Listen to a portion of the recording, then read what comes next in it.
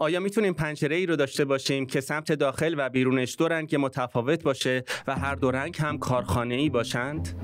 پروفیل آلومینیوم ترمال بریک یا دماشکن از دو جزء اصلی تشکیل شده، آلومینیوم و پلیامید، که این دو جزء در مرحله آخر به هم دوخته میشن. قبل از اون رنگ‌آمیزی انجام میشه و رنگ‌آمیزی در کارخانه‌های معتبر مثل آکپا و البرز به روش آنودایزینگ هست. این روش رو بعد توضیح میدم به صورت خاص‌تر. فعلا اکتفا کنم به این که پروفیل‌ها غوطه‌ور میشن در مواد شیمیایی و رنگی که ماحصل میشه خیلی رنگ محکم و ماندگاری هست. خب پروفیل ها جداگانه رنگ‌آمیزی میشن و وقتی که بالفرض هر دو سمت بناس یک رنگ باشه، مثلا رنگ مشی که خیلی ترند هست این روزها، میاد و در دو سمت پلیامید قرار میگیره، در دستگاه دوخته میشه و پروفیل خارج میشه از سمت دیگه.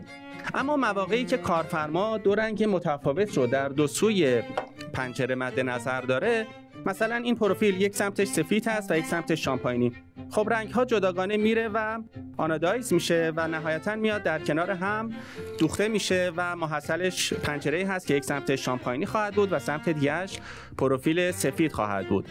این باز پروفیل دیگه‌ای هست، پروفیل TS143 هست که باز می‌بینید که یک سمتش سفید و یک سمت دیگه‌اش مشکی هست. این امکان فقط در پروفیل ترمال بریک موجوده و قبل از سفارش باید انجام بشه. بعد از سفارش میشه رنگ‌آمیزی کرد. منتها به هر حال نقاش باید اولا با رنگ معمولی، حالا رنگ معمولی مرغوب، ولی به هر حال رنگ آنودایزینگی در کار نیست دیگه، اون موقع با دقت رنگ بزنه که حالا اون لاستیک‌ها و مویی‌ها و شیشه و اینها هم آغشته به رنگ نشه و کار دشواری خواهد بود.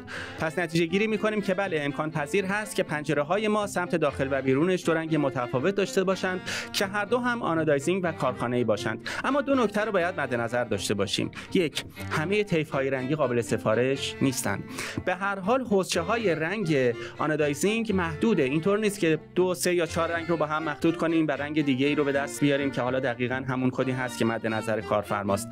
محدودیت داریم.